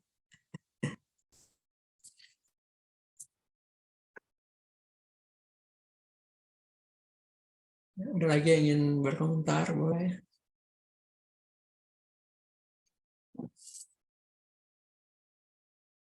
Lakukan ini rutin 2-3 kali sehari. 3 kali sehari paling tidak. Kalau bagi emosinya yang kuat, dirasa ada emosi ganjal yang kuat, 3 kali sehari. Pagi, sore, malam. Ya boleh Pak, minum air putih Pak. Kalau haus nanti. Boleh Pak Jeffrey. Lakukan rutin 3 kali, nggak perlu. Terima kasih. Ya, terima kasih Pak Jeffrey. 5-15 menit dalam satu sesi, tapi rutin. Nanti itu biasanya kalau udah 3 harian itu kerasa ada perubahan terhadap emosi tertentu ya. Misalnya ketika kita coba ingat kembali, reaksi fisik kita tidak sama lagi. Tidak misalnya marah itu tidak semarah sebelumnya gitu.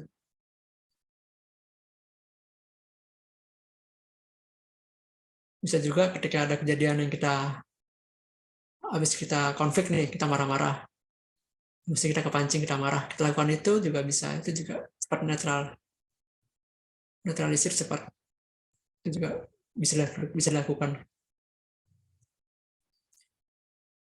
Atau misalnya kita bingung nih, memori apa nih. Nah, misalnya punya pasangan, ingat aja hal-hal yang buat kecewa itu apa gitu kan. Kecewa sama pasangan apa gitu, nanti bisa diurai juga. Ya gitu kan, kita biasanya kalau berantem sama pasangan, kamu dulu juga begitulah. Nah, itu juga bisa diurai. Intinya lakukan rutin pagi, sore, malam. Nah, besok 3 hari satu minggu itu udah kerasa. Ketika udah lumayan terasa berkurang, boleh ganti tema lainnya, memori lainnya yang mau diurai seperti itu.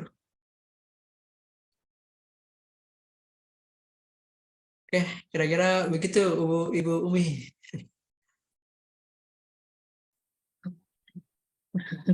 Baik. Mengurai perasaan ini kadang-kadang bertumpuk-tumpuk ya Pak Bayunya. Iya, satu-satu dulu tapi jangan pindah-pindah. Kalau pindah-pindah nanti malah nggak kepegang. Ya kalau makin senior usia emang semakin bertumpuk Ibu Umi. Karena pengalamannya banyak. Tapi ini bagus untuk mengurangi kecemasan. Semakin banyak kita urai, semakin berkurang kecemasan. Seperti itu.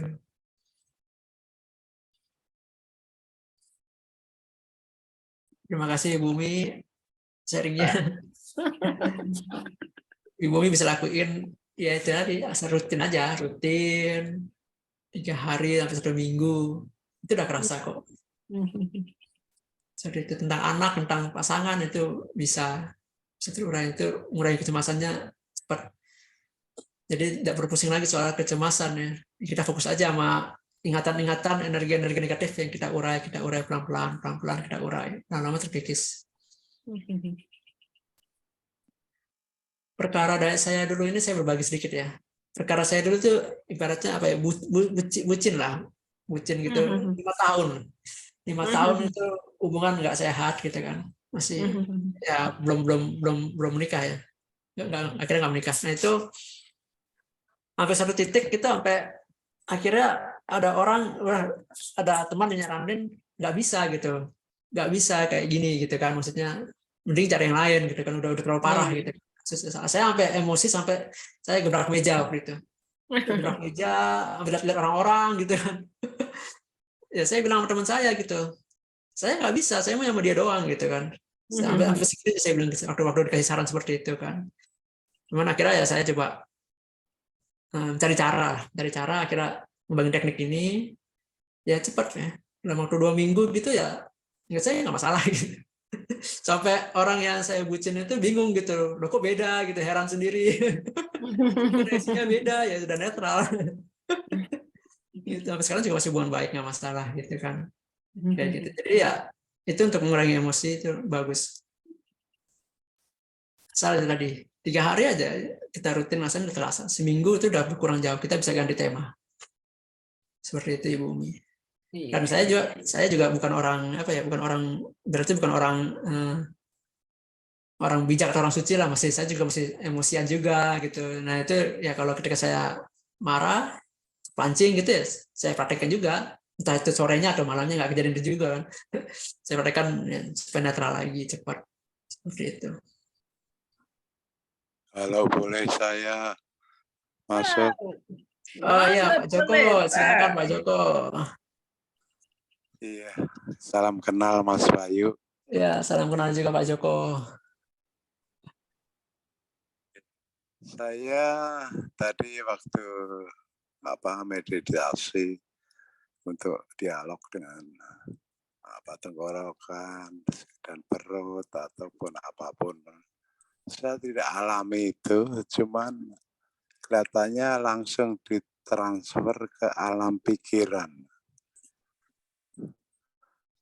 Jadi yang saya terima itu lewat pikiran, terus diterjemahkan ke dalam diri saya. Saya saya ngikutin apa yang terjadi di dalam tubuh saya aja. Cuman di sini apa yang barusan dibahas dari rekan-rekan sebelumnya, Saya hanya ingin mengenai apa ya tadi, naluri sama apa tadi? Emosi.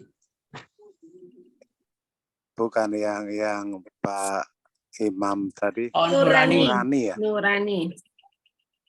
Ya. Nurani dengan Naluri. dengan apa, Bu? Naluri.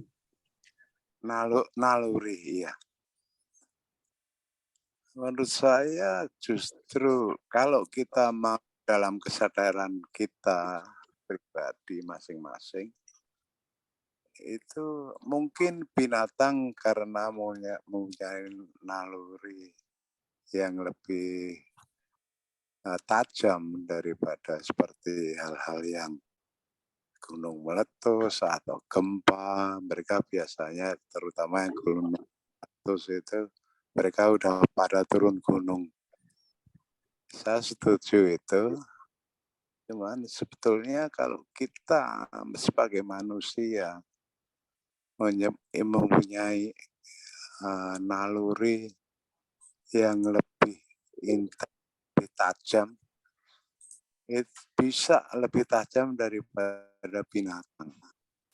Sepakat, Itu Pak. saya alami sendiri bahwa nah, di sini kesadaran masing-masing lah ya, mau dipertajam atau enggak, atau mendengarkan katanya saja, tapi saya berusaha ke dalam diri itu, masa kita kalah dengan binatang?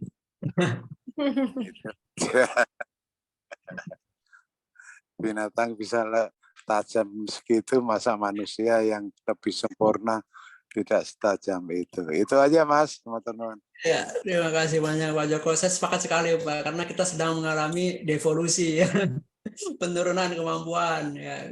Kenapa bisa? Itu tadi seharusnya kan default kita damai sukacita, tapi sehari-hari kita hidupnya dalam ancaman, dalam stressful, akhirnya naluri kita pun jadi tumpul seperti itu. Kalah sama hewan. Iya, betul sekali. Nah itu sebetulnya cemas segala macam itu diri kita sendiri yang create kan. Iya. Betul. Jadi kalau kesadaran kita lebih tinggi daripada itu, di atas itu, segala kecemasan baik yang positif atau negatif itu bisa tanggulangi.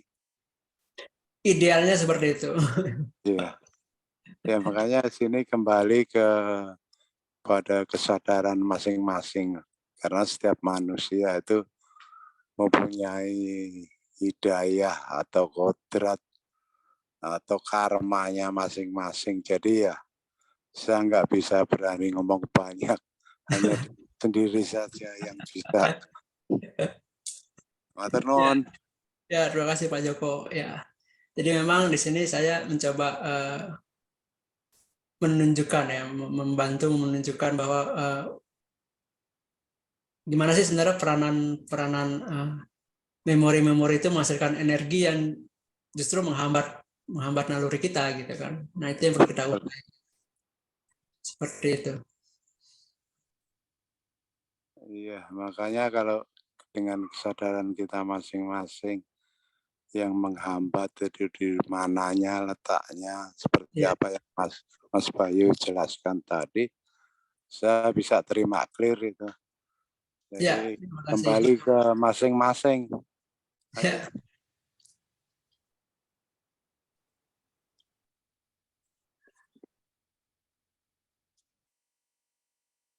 Itu aja Mas, matur nuwun dari saya. Ya, sama-sama. Di materi berikutnya saya akan membahas mengenai ego ya. Nah, ini udah mulai menyangkut apa ya istilahnya ya, kesadaran-kesadaran kayak gitu ya. Udah nggak mendasar lagi. Nanti ada hubungannya dengan ego, karena kesadaran itu kan memang ada kaitannya dengan ego. Ego, bagaimana kita berinteraksi dengan ego kita sih, seperti itu. Sebenarnya ego itu apa sih? Kayak gitu, itu dulu. Dan untuk bisa memahami ego, untuk bisa memahami ego, ya kita harus paham dulu naluri dasar. Makanya ini step by step. Nanti di materi berikutnya kita akan bicara mengenai ego. Dari ego nanti bisa kita lanjut lagi. Kira-kira seperti itu. Oke, ada lagi? Boleh lagi yang berkomentar atau punya pendapat? Mengenai tadi prakteknya juga boleh. Kata Ibu Natali, tapi memang tidak semudah itu. Tiap orang punya perjalanannya masing-masing yang berbeda. Ya, yang penting konsisten aja.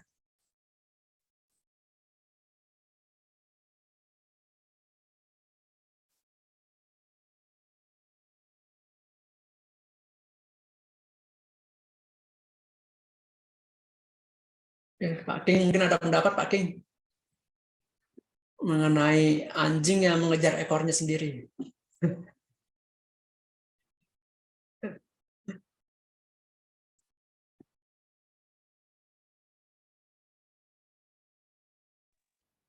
Pak King itu harus itu.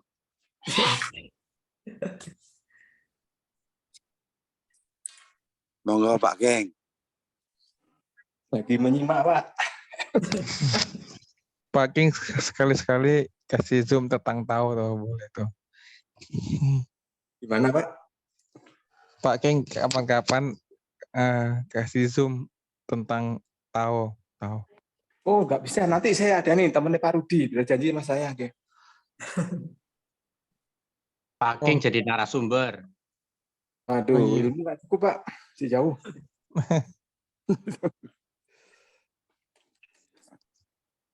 Oke, gimana Pak King? Tetapi saya tadi kan sepaham dengan Pak siapa? Pak Imam. Bayu. Alamiahnya itu kita memang waspada, Pak. Tapi karena kita banyak terdistorsi, kewaspadaan kita hilang. Betul. Ya. Kalau kita hening semua itu waspada kita puncak itu, Pak. Ya. Ibaratnya jarum jatuh pun dengar kita. Itu yang udah sakti itu. Itu udah sangat kasah itu waspadanya itu. Makanya perlu dikembalikan kan. Seperti ke alamiahnya. Kita ini tidak alamiah, banyak. Betul. Kehidupan kita ini jauh dari natural. Makanya saya juga ada bingung ya, maksudnya kok terminologi elemen waspada ini kok kurang ya, padahal ini alamiahnya gitu. Waspada ini alamiahnya, cuman kok sangat gaungnya kurang. Kayak saya di mana-mana ngomongin itu terus.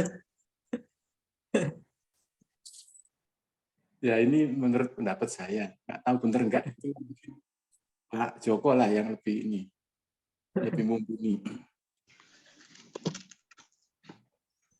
1 menit nambahi, mohon izin. Oh iya Pak Imam, silakan. Saya suka sekali ada kata kunci yang saya tangkap dan bagus sekali, damai dan sukacita. Ini hal yang pas sekali buat saya pribadi, karena sebelumnya saya juga ada 5 kata kunci: tenang, tentram, damai, suci, dan bahagia. Karena manusia itu bukan tergantung kepada uang, melainkan pada cinta kasih dan kemanusiaan. Dalam prakteknya harusnya menuju ke situ. Sehingga damai dan sukacita itulah yang akan mengawal dalam praktek kehidupannya, mengurangi emosi, mengurangi pikiran buruk atau merubah pikiran buruk jadi baik, dan seterusnya. Damai dan suka, Tuhan Yesus memberkati. Terima kasih. Amin. Terima kasih Pak Imam. Selamat Natal Pak Imam. Selamat Natal lagi. Ya, jadi emang settingannya itu emang damai sukacita ya, damai antusias, damai rasa senang seperti itu. Tanpa ada rasa damai, tidak ada rasa senang yang benar-benar hakiki gitu kan, karena itu step awal kita menuju naluri selanjutnya, tadi naluri cinta kasih, naluri kepedulian, termasuk naluri belajar gitu. Makanya ilmuwan itu yang kayak Einstein itu kan memang mukanya itu benar-benar sukacita. Mukanya benar kayak anak-anak, selalu damai sukacita. Nah, memang kita selama beberapa generasi sistem pendidikan kita sangat jauh dari yang namanya sukacita. Dan rasa senang dalam belajar sangat jauh ya. Belajarnya stres, jadi kesehariannya stres, hiburannya Sabtu Minggu. Ini kebalik. Ini kebalik. Jadi seharusnya ya kesehariannya sukacita gitu. Nah, waspadanya hanya kalau ada ancaman aja. Seperti itu. Bukannya terus-terusan waspada. Dalam artian kita tidak menghindari konflik perlu untuk adaptasi, tapi disikapi dengan rasa waspada, bukan rasa takut atau marah. Ya, kira-kira seperti itu ya. Pak Andreas, terima kasih jempolnya. Awas, mawas, laras. Ya, betul, Bu Natali. Kita kalau mau kembalikan juga dapat juga ya, karena rata-rata kehidupan memang pekerjaan memang membawa stres. Mencari pekerjaan yang kita sukai juga susah. Ya, silakan Pak King, ada komentar?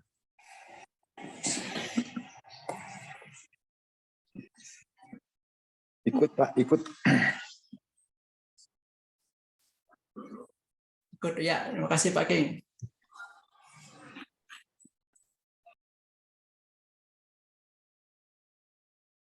Pembahasan selanjutnya mengenai ego, di situ akan dijelaskan mengenai naluri selanjutnya ya. Mungkin udah bisa nurani kali ya, bukan naluri lagi kalau tingkat lanjut ya. Nurani manusia ya. Oke, kira-kira mungkin sampai di sini dulu ya, Ibu Umi ya. Kalau ada pertanyaan lagi mungkin ada lagi. Ya mungkin pembahasan selanjutnya pranayama yang tarik napas itu mantranya apa, buang napas mantranya apa. Terima kasih. Ya, mengenai pranayama ya itu saya sih nggak kurang memahami ya. Saya hanya mengambil satu aja dari yang nafas jiwa aja. Mungkin ada peserta lain yang lebih paham mengenai pranayama. Itu siklus ya, satu siklus. Jadi menghirup, menahan dan mengurai, mengeluarkan seperti itu. Karena kan kalau yang secara umum saya pahami kan kebanyakan orang fokus hanya di menahan dan menghirupnya aja, mengurainya kurang dimanfaatkan. Ini saya jabarkan salah satu fungsinya. Fungsi. Iya, terima kasih. Ya, terima kasih Pak Jeffrey. Mungkin yang ada rekan di sini yang menguasai boleh pranayama, itu juga bagus. Basicnya sebenarnya itu sebetulnya yang perlu kalau kita basicnya menguasai itu teknik-teknik seperti ini akan lebih mudah lagi gitu. Seperti itu. Tekniknya sih tarik nafas, buang nafas, so. Ya. Kalau boleh saya sebentar. Ya, silakan Pak Joko. Iya, latihan napas tadi waktu ditarik, sepengetahuan saya yang saya jalankan, itu pertama kan masuk ke dada. Kemudian biasanya yang diajarkan dan yang saya lakukan, itu diturunkan ke perut. Kita tahan di hitungan 1 sampai 10 ya setahan-tahannya lah. Perut, terus naik ke dada lagi, ke perut, baru dikeluarkan itu secara pelan-pelan lewat hidung. Itu praktek yang saya lakukan selama ini salah atau benar? Mohon dikoreksi. Ya, mungkin rekan-rekan ada yang paham. Kalau saya hanya mengurainya aja, saya nggak praktek pernapasan. Saya kurang paham untuk teknik pernapasannya. Kalau saya pribadi untuk hanya mengurainya aja yang saya manfaatkan, yang baru saya pelajari untuk manfaatkan ya. Kalau untuk yang lainnya mungkin teman-teman ada yang lebih menguasai ya, lebih memahami. Sharing aja. Ya, Pak Imam. Itu ada dikenal pernafasan segitiga atau segi keempat.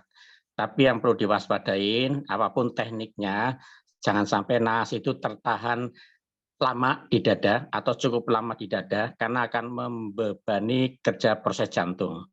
Jadi kalau mau diturunkan di perut, silakan semaksimal mungkin di perut, itu nanti hubungannya dengan menggugah solar plexus. Dan yang lebih kuat lagi mungkin pakai segi 4, tetapi yang perlu diingatkan untuk kesehatan jantung, jangan sampai pengolahan nafas itu tertahan di dada karena akan membebani proses jantung. Itu aja tambahan dari saya. Matur nuwun. Terima kasih. Mas Imam. Saya ingin merespon kepada pertanyaannya Pak Joko. Apa yang disebut oleh Pak Joko itu dilakukan dalam pernapasan merpati putih, Pak. Salah satu dari sekian teknik pernapasan. Karena saya juga pernah ada di merpati putih dan saya pernah melakukan itu, Pak. Jadi itu memang ada. Kalau Pak Joko tanya apakah itu salah atau enggak, mungkin itu relevan pada latihan yang kami lakukan untuk yang berhubungan sama energi, Pak. Tapi saya nggak tahu apakah itu bisa dipakai untuk menyalurkan atau menguraikan emosi. Saya nggak tahu itu. Tapi yang tadi dibilang Pak Joko memang dilakukan oleh mereka yang pernah melakukan merpati putih. Itu saja Pak yang mau saya kasih tahu. Terima kasih Pak Oka. Iya, saya paham itu karena saya pernah masuk juga di merpati putih. Namun sebelumnya justru dari leluhur turun ke kakek saya disampaikan, ke saya, diajarkan ke saya. Jadi saya paham itu. Matur nuwun.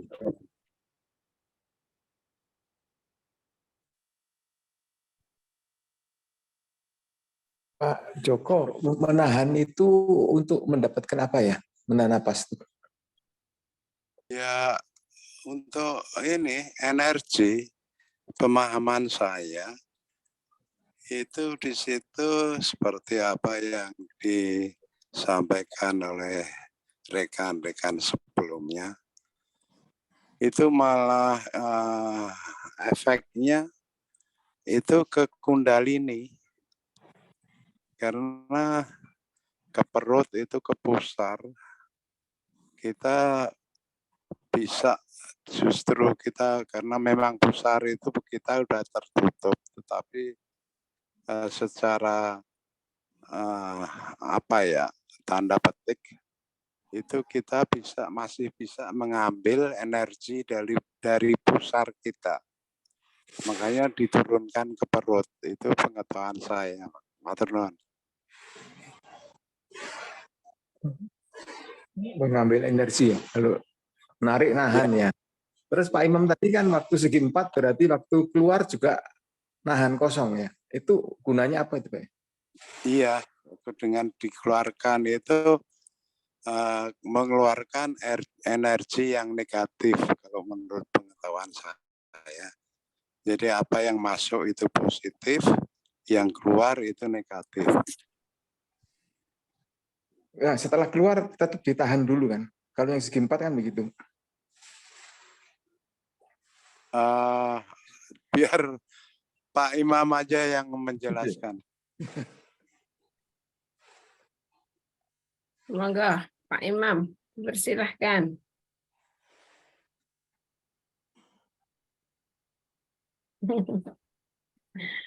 Iya, kok saya sih, aku bukan praktisi kok. Tapi Bapak Ya, penawaran Garuda ya. Textbook aja lah, sama-sama textbook. Artinya kalau pernah segitiga kan tarik, tahan, keluar, itu 3. Kalau 4 kan tarik, tahan, sebelum tahan keluar lagi, tahan lagi. Jadi 4 lah. Tapi segitiga atau segi 4 yang berbahaya itu kalau mengganggu beban proses jantung.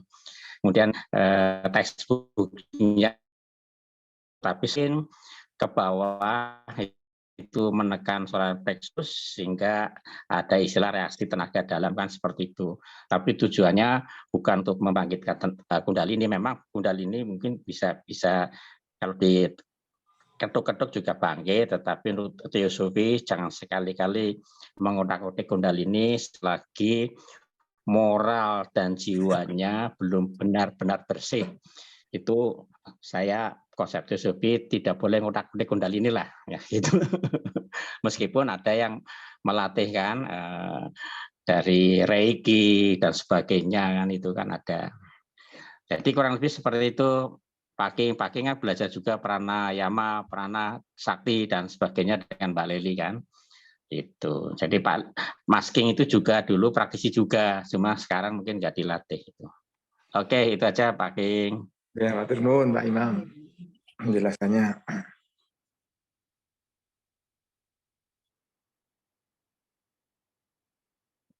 Ya, ya kan kalau memang kalau sederhananya kalau mengambil nafas itu kan kayak mengambil energi, terus kalau ditahan itu memelihara, ya. Jadi kayak memelihara tubuh gitu kan. Energinya diolah untuk memelihara tubuh, dihembuskan ya diurai seperti itu. Paling sederhananya gitu, basic awal nafas kan gitu.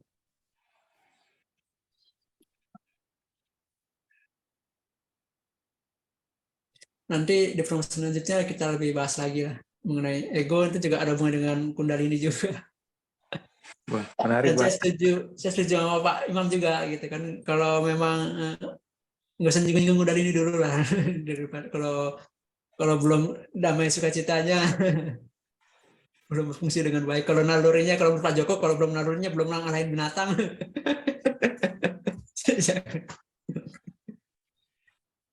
Oke. Kira-kira begitu, Bu Umi. Oke, luar biasa malam hari ini. Sebenarnya kalau dilanjut ini bisa sampai pagi nih Pak Bayu ya. Nanti merambat-merambat kalau nggak dibatasi dengan ini ya. Nanti aja pembahasan kita mengenai ego aja kita sikat lagi. Ya.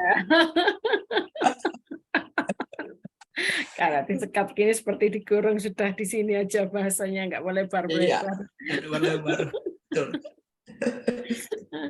Baiklah. Boleh saya Pak Joko, silakan. Iya, mengenai Kundalini itu sebenarnya sejak kita lahir di dalam diri kita itu sudah ada Kundalini.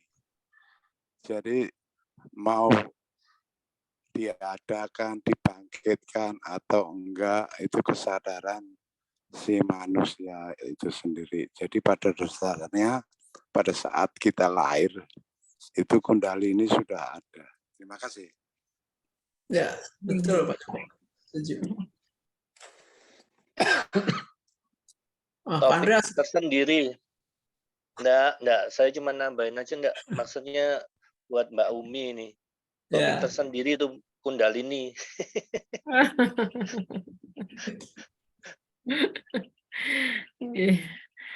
Terima kasih suaranya.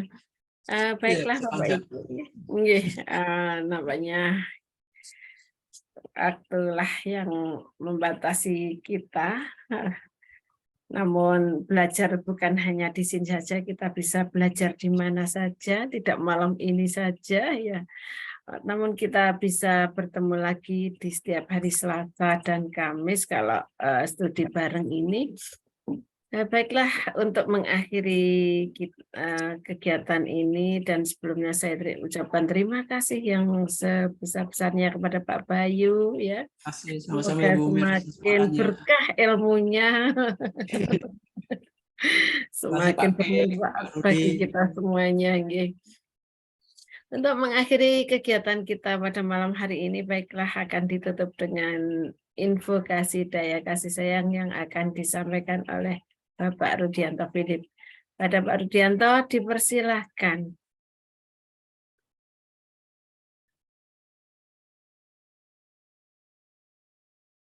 Pak Rudi. Oke. Oh iya. Oh.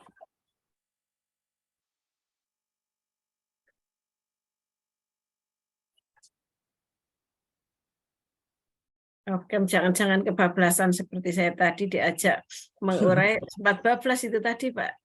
Iya, enak berarti ya, nyambung. Lakuin terus Ibu, enak ya Ibu. Terima kasih kalau bermanfaat, 12 berarti nyaman ya. Berarti cocok berarti. Seperti sudah hilang semuanya. Kebablasan masuk ke heningan kali. Betul hening. Matur nuwun Mas Bayu. Ya, Pak Rudianto dipersilakan atau ini saya sendiri aja. boleh mungkin Ibu Umi. Oke. Rudi tidak aktif. Ini Pak Rudi mungkin juga masuk keheningan tadi ya. Ya, bagus. Sudah nikmat. Oke. Baiklah Bapak Ibu, kita akhiri dengan kita tadi sudah hening ya. Baik Pak Bayu, diucapkan terima kasih sekali lagi. Jangan kapok-kapok, kita akan ketemu lagi ya. Mudah-mudahan kita bisa dipertemukan dalam keadaan sehat walafiat ya. Semangat lagi. Ya, Baik Bapak Ibu semuanya, kita akhiri kegiatan kita malam hari ini. Dan terima kasih kepada semua partisipan yang Terima sampai kasih hari juga ini. Pak Bayu, Umi. Pak Jeffrey dan Rahayu Bapak. Bayu.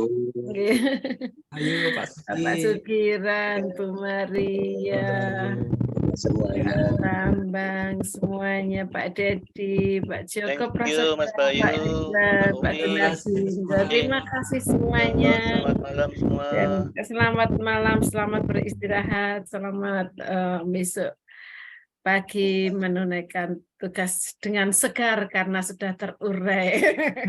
Amin. Saya akhiri. Assalamualaikum warahmatullahi wabarakatuh. Selamat malam dan tetap semangat. Selamat malam. Dalam hitungan ketiga saya tutup ya Pak Bayinge. Ya, terima kasih. 1, 2.